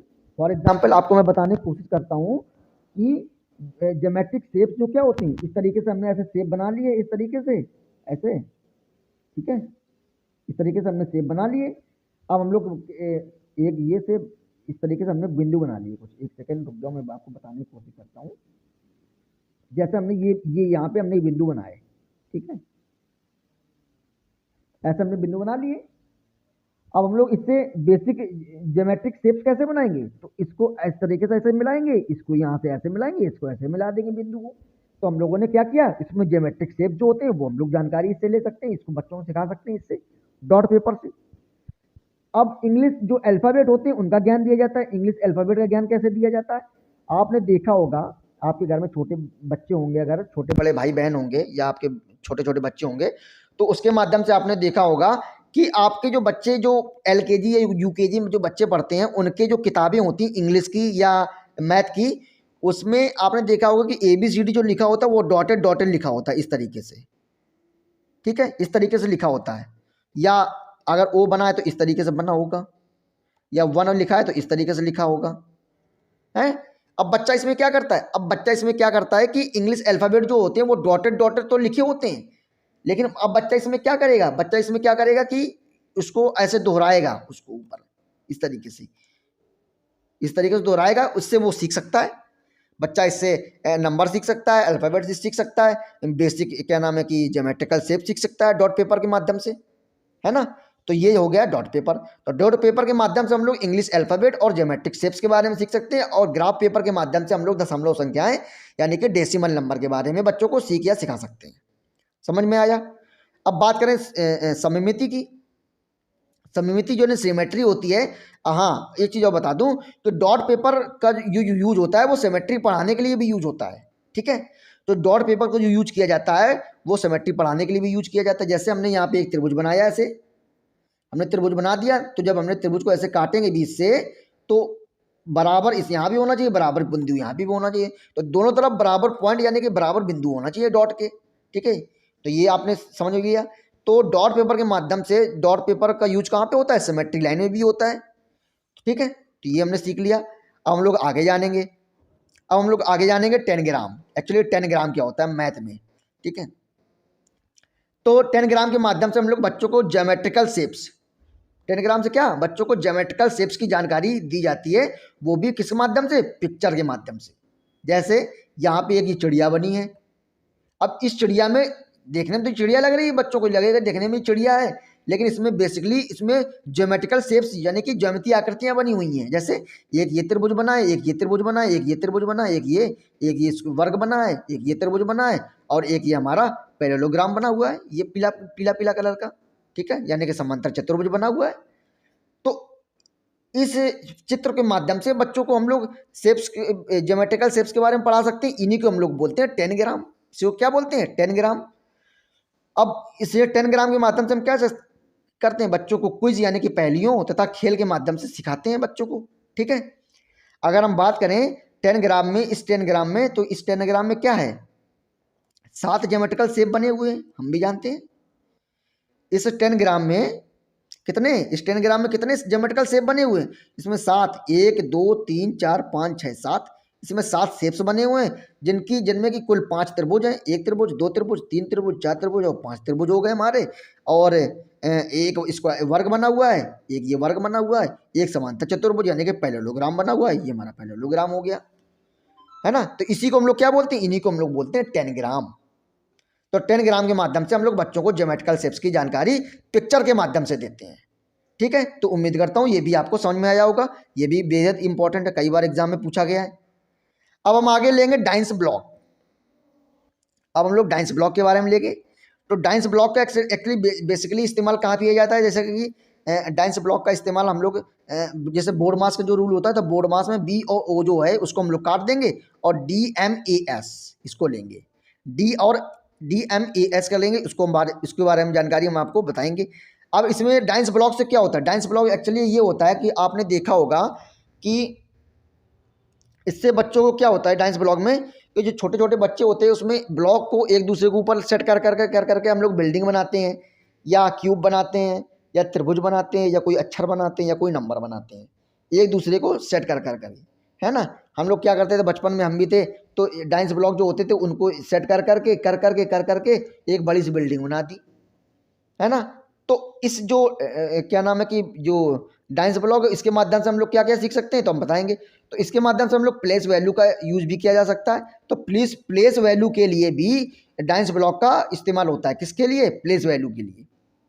अगर हम बात करें 10 ग्राम और डाइंस ब्लॉक से स्थानिक समझ, ये बेहद इंपॉर्टेंट पॉइंट है, इसको स्टार लगा लीजिए, आप लोग नोट भी कर लीजिए। आपसे एग्जाम में क्वेश्चन पूछ सकता है कि स्थानिक समझ किन क्या नाम है कि चित्रों से या किस सहायक सामग्री से विकसित होती है। स्थानिक समझ आपको एग्जाम इसमें दे देगा, 10 ग्राम भी दे देगा आपको, और डाइंस ब्लॉक भी दे देगा आपको। अब आपसे पूछ लेगा जोड़ा में कि इसमें ए और बी दोनों सही हैं, ए और बी या ए और सी दोनों सही हैं, इस तरीके से आपसे क्वेश्चन पूछ सकता है। ठीक है, तो स्थानिक जो 10 ग्राम और जो डाइंस ब्लॉक है उससे स्थानिक समझ जो होती है बच्चे में वो विकसित होती है।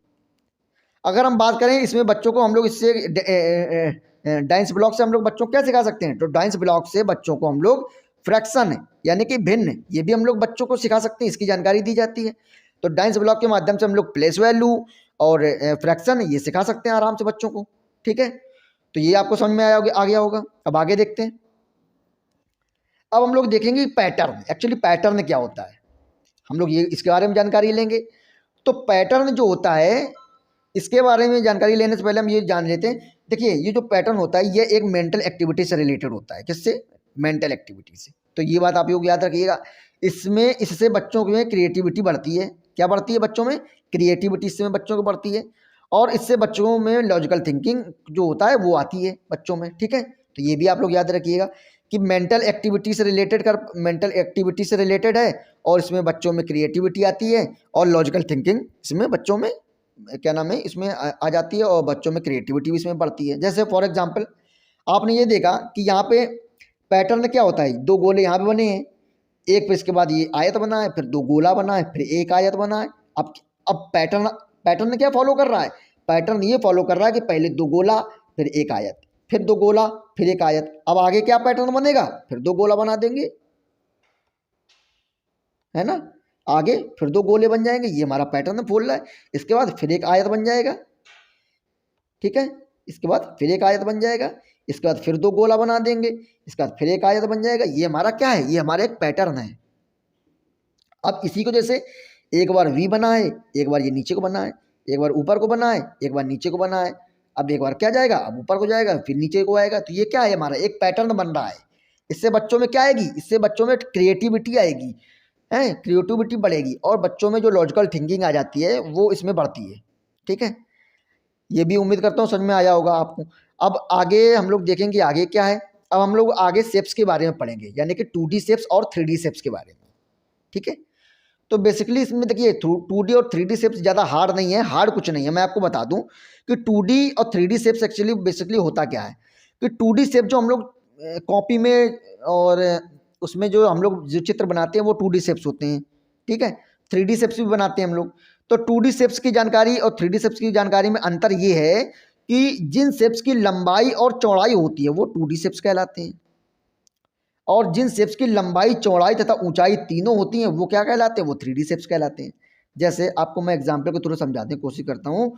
जैसे हमने एक ही हमने वर्ग बना दिया, ठीक है, ये हमने वर्ग बना दिया।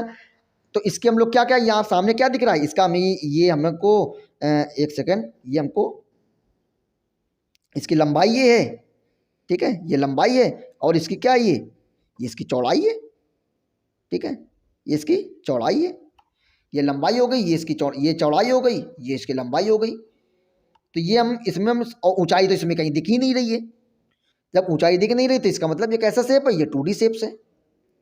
अब यही अगर 3D शेप्स की बात करें, 3D शेप्स कैसा बनेगा, इस तरीके से ऐसे बनाएंगे, तो इस तरीके से ऐसे बनाएंगे, और 3D शेप्स किस तरीके से होते हैं, इस तरीके से होते हैं, है ना, इस तरीके से होते हैं।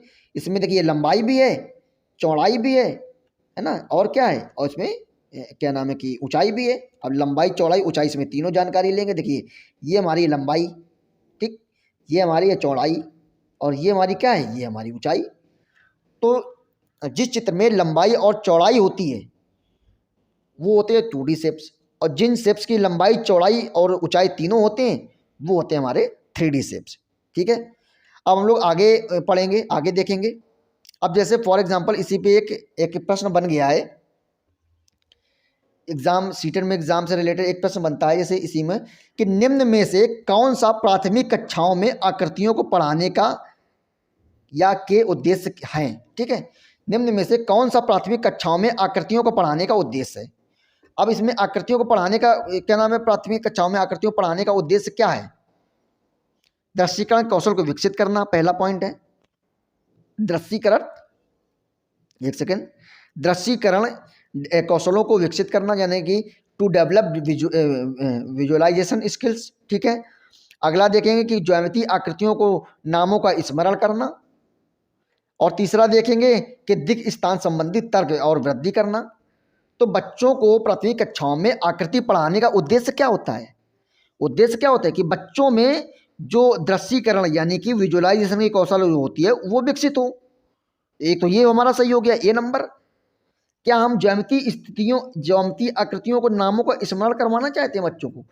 पहली चीज तो ये हमने एक पॉइंट देख लिया, स्मरण करना यानी कि रट्टा मारना, यही हमारा नेगेटिव पॉइंट हो गया। जब हमने आपको पिछला जो वीडियो बनाया था पॉजिटिव और नेगेटिव जो थॉट होते हैं, पॉजिटिव और नेगेटिव वर्ड जो होते हैं, उसमें हमने बताया था आपको कि स्मृति हमारा स्मरण करना या स्मृति या याद करना या रट्टा मारना कैसा है, हमारा नेगेटिव पॉइंट आ जाएगा। ये तो हमारा नेगेटिव, ये तो पहले ही गलत हो जाएगा। अब हम ये जानेंगे कि दिक् स्थान संबंधित तर्क कौशलों की वृद्धि करना। दिक् स्थान क्या होता है, स्पैटियल, स्पैटियल मतलब जिसकी हम कल्पना करते हैं, स्पैटियल करते हैं, समझ रहे हो।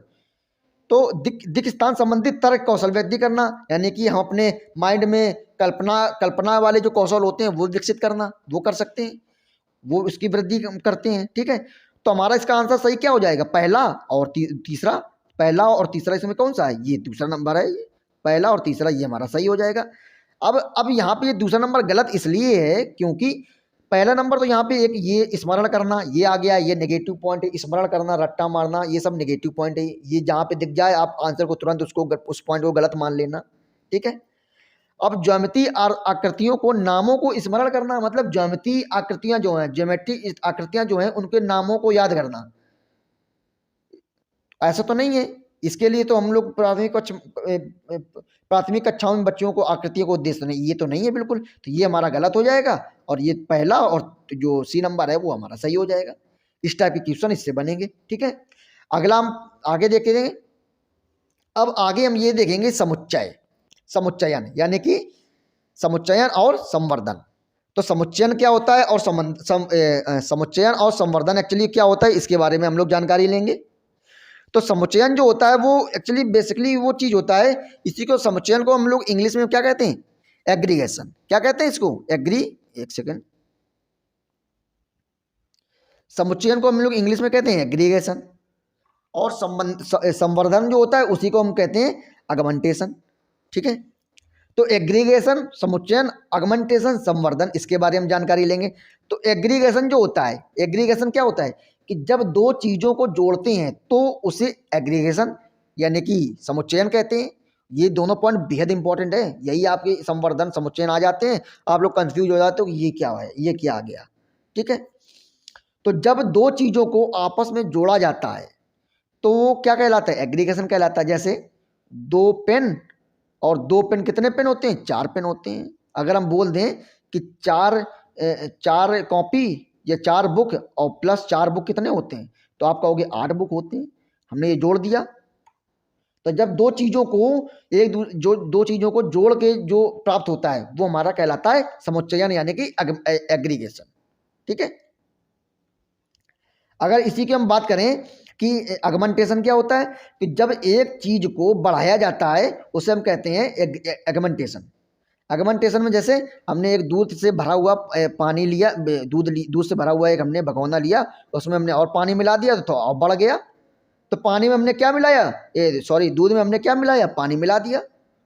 तो जब एक चीज को दूसरों में बढ़ाया जाता है तो उसे क्या कहते हैं, उसमें कहते हैं एगमेंटेशन। जैसे दूध से पानी मिलाना, ठीक है। तो ये हो जाएगा। आपसे एक प्रश्न ये पूछ लेगा, आपसे प्रश्न पता है किस टाइप का देगा, प्रश्न मैं आपको बताता हूँ। प्रश्न आपको देगा इस टाइप का, ठीक है। इस टाइप का प्रश्न देगा कि कक्षा 2 में शिक्षक ने योग यानी कि जोड़ पर निम्नलिखित शाब्दिक प्रश्नों को विद्यार्थियों को हल करने के लिए दिया। अब क्या दिया हल करने के लिए कि एक टोकरी में, एक सेकंड इसको कलर चेंज कर लूं पहले मैं, कि एक टोकरी में 5 सेब हैं। कितने सेब हैं, 5 सेब हैं। उसमें से 7 सेब और डाल दिए। मतलब एक टोकरी है, इसमें 5 सेब पहले से हैं, इसमें 7 सेब हमने और डाल दिए। मान लो ये हमने 7 सेब और डाल दिए, ठीक है। तो अब टोकरी में कितने सेब हैं, इस प्रकार का शाब्दिक प्रश्न निम्नलिखित में से किस मॉडल पर संबंधित है। मैंने आपको क्या बताया था, जब जोड़ दिया जाए, अब टोकरी में कितने 5 सेब पहले से थे, 7 सेब बाद में डाल दिए, तो 5 7 कितना होता है, 5 5 10 और 3 5 5 10 2 12, 5 7 12, ठीक है। तो उस टोकरी में कितने सेब हो गए, 12 सेब हो गए। तो 12 सेबों को हमने क्या किया, 5 और 7 को क्या किया, हमने जोड़ा। और जोड़ने पे हमारा क्या आ जाएगा, समुच्चयन यानी कि एग्रीगेशन। तो एग्रीगेशन कहाँ पे देखेंगे कि एग्रीगेशन कहाँ है, एग्रीगेशन ये हमारा है, एक सेकेंड, ये हमारा एग्रीगेशन है यानी कि समुच्चयन, ये हमारा सही हो जाएगा, ठीक है।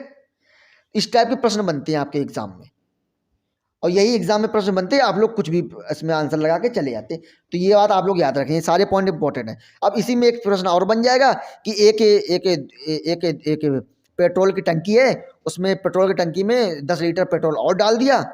अब 10 लीटर पेट्रोल डालने के बाद अब उसमें 10 लीटर, उसमें ये बताया गया कि एक पेट्रोल की टंकी है, उसमें कुछ पेट्रोल और डाल दिया गया या कुछ उसमें डीजल डाल दिया गया, ठीक है। उसमें कुछ डीजल डालने के बाद में तो क्या हुआ, पेट्रोल और डीजल क्या हुआ, मिल गया।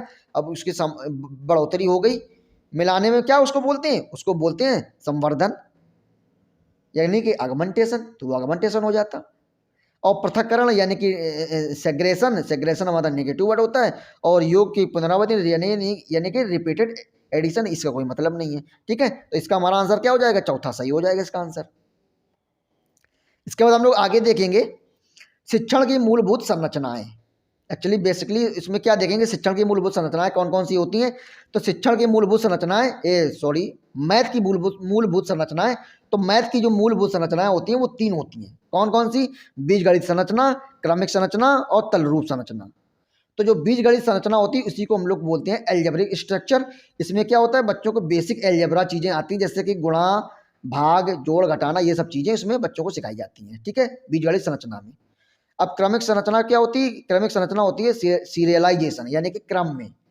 तो इसमें से बड़ा और छोटा में जो कॉन्सेप्ट आते हैं, जैसे बड़ा और छोटा के जो कॉन्सेप्ट आते हैं वो हमारे होते हैं क्रमिक संरचना होते हैं। और तलरूपी जो होते हैं वो क्या होते हैं, तलरूप संरचना क्या होते हैं, टोपोग्राफी जो होती है वो क्या होती है। इसमें सीमा यानी कि समीपता का यानी निकट कॉन्सेप्ट आता है। जैसे आपने प्रश्न पढ़े होंगे कि 900 के सन्निकट 5 सम संख्याएं बताओ।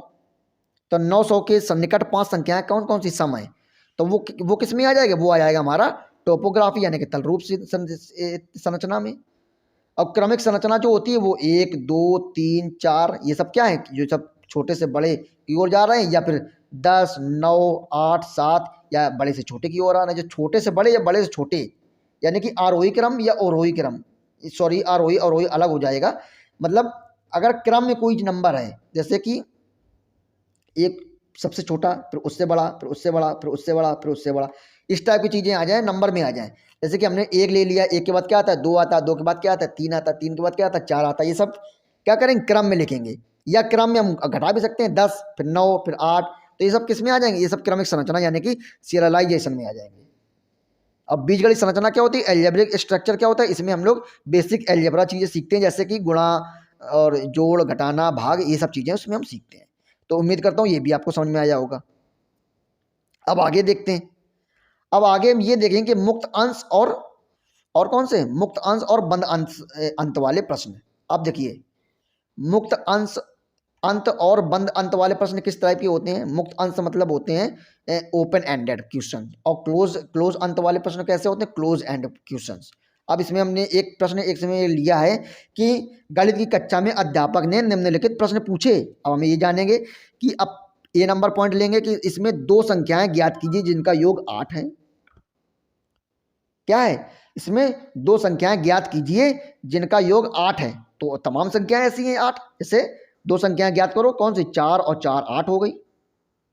ठीक है, 6 और 2 8 होता है, 7 और 1 8 होता है, 6 और 2 5 और 3 8 होता है। तो इस टाइप की तो कई सारी संख्याएं हो जाएंगी। तो ये हमारे किस में आ जाएगा, ये हमारा आ जाएगा ओपन माइंड यानी कि ओपन एंडेड क्वेश्चन है। ये कौन सा, ए नंबर कैसा हमारा ओपन एंडेड है। बी नंबर देखेंगे कि उस त्रिभुज को खींचिए जिनका परिमाप 50 सेंटीमीटर है। तो 50 सेंटीमीटर जो है वो कैसा है, तो 50 सेंटीमीटर वाले में तो बहुत सारे परिमाप इसमें हम खींच सकते हैं। तो ये भी हमारा कैसा है, ये भी हमारा ओपन एंडेड क्वेश्चन है। लेकिन अगर हम बंद यानी कि फिक्स और यानी कि मुक्त अंश वाले प्रश्न की बात करें, सॉरी क्लोज एंड वाले प्रश्न की बात करें, यानी कि बंद अंत वाले प्रश्न की बात करें, तो बोल देगा 25 के गुणनखंड क्या है। तो इसमें तो फिक्स है कि 25 के कौन कौन से गुणनखंड हो सकते हैं। 25 के गुणनखंड खुद 1 हो सकता है, 25 के गुणनखंड कौन कौन से होंगे, 25 का एलसीएम ले लो, 25 के गुणनखंड कर लो। उसके फिक्स हैं, उसका फिक्स है कि 2 3 4 नंबर निकल आएंगे कोई भी नंबर के। जैसे हमने फॉर एग्जांपल एक ले लिया कि 16 का गुणनखंड बताओ, 16 का गुणनखंड बताओ। हमने 16 का हमने एलसीएम ले लिया, 16 के अंदर क्या क्या गुणनखंड हो जाएंगे, फिक्स है इसके गुणनखंड, या तो 2 होगा या 4 होगा या खुद 16 हो जाएगा भाई, यही 3 या 8 होगा, 8 दूनी 16। ठीक है भाई, ये 3 4 गिने हुए, और बताओ और कोई नंबर है। तो ये कैसा है, ये हमारा बंद प्रश्न है। ठीक है, ये क्लोज एंडेड है। तो जो ओपन एंडेड होंगे उसमें कई सारी संकल्पनाएं बन सकती हैं, कई सारी चीजें बन सकती हैं, और जो क्लोज एंडेड होंगे उसमें फिक्स चीजें होंगी, चीजें फिक्स होंगी। अब 25 के गुणनखंड क्या है, ये फिक्स है, ये हमारा क्लोज एंडेड है। अगर हम बोल दें कि परिमाप की परिभाषा बताओ, तो भैया गिनी चुनी रट्टा मार के आ जाओ कि परिमाप ये होती है ना, कि चारों तरफ की जो भुजाएं होती हैं उनको हम समाहित कर लें, तो ये हमारी क्या हो जाएगी, परिमाप। तो परिमाप की डेफिनेशन जो होती है उसको इस तरीके से भी हम इसको कर सकते हैं। तो परिमाप की जो डेफिनेशन होती है वो कैसी क्वेश्चन है, वो हमारा क्लोज एंडेड प्रश्न है। तो क्लोज एंडेड प्रश्न यानी कि बंद अंत वाले प्रश्न कौन कौन से हैं, सी और डी हमारे बंद अंत वाले प्रश्न हैं और ए और बी हमारे मुक्त अंत वाले यानी कि ओपन एंडेड प्रश्न है। तो इसमें आप छांटेंगे कौन कौन सा है, ए और बी मुक्त अंत वाले प्रश्न हैं और सी और डी बंद अंत वाले प्रश्न है। सही बात है, ए और जो बी है वो मुक्त अंत वाले प्रश्न है और सी और डी वो बंद अंत वाले प्रश्न है। तो इसमें आंसर क्या हो जाएगा इसका सही, इसका आंसर हो जाएगा हमारा, एक सेकंड, ए और बी मुक्त मुक्त सिरे वाले प्रश्न हैं। कौन से, मुक्त सिरे वाले।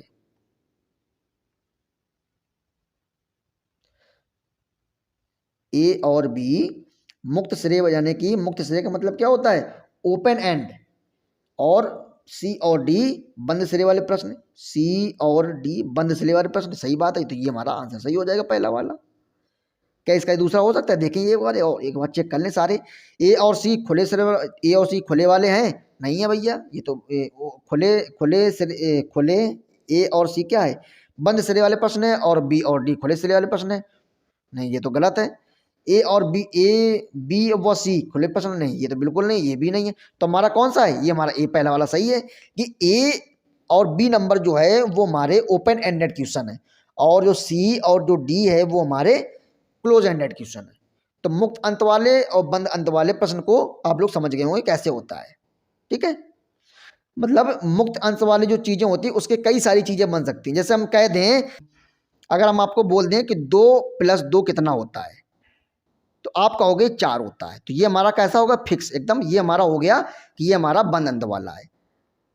अगर हम यही कह दें कि जो 10 होता है इसके कितने जो योग हो सकते हैं, तो 10 के कैसे है, 9 और 1 10 भी हो सकता है, 8 2 10 हो सकता है, 7 3 10 हो सकता है, 5 5 10 हो सकते हैं, तमाम हो सकते हैं इसके। लेकिन 10 और 10 अगर हम बोल दें कि 5 + 5 = 10 होंगे, तो ये फिक्स है हमारा, तो ये हमारा बंद अंत वाला, ये हमारा खुला अंत वाला प्रश्न हो जाएगा, ठीक है। तो ये हमारे कुछ पॉइंट थे जो कि मैथ पेडागोजी के लिए बेहद इंपॉर्टेंट थे। तो दोस्तों उम्मीद करता हूँ कि आपको ये सारे जितने भी टॉपिक हैं आपको समझ में आया होगा, क्योंकि मैंने तो पूरी कोशिश की है समझाने की। तो दोस्तों इसके कुछ पॉइंट अभी और बचे हुए हैं, जिससे कि काफ़ी सारे पॉइंट इसमें बचे हुए हैं जो कि हम आने वाले जो अगली वीडियो उसमें हम लोग लेंगे। हो सकता है कि वो वीडियो कल या परसों तक आ जाए।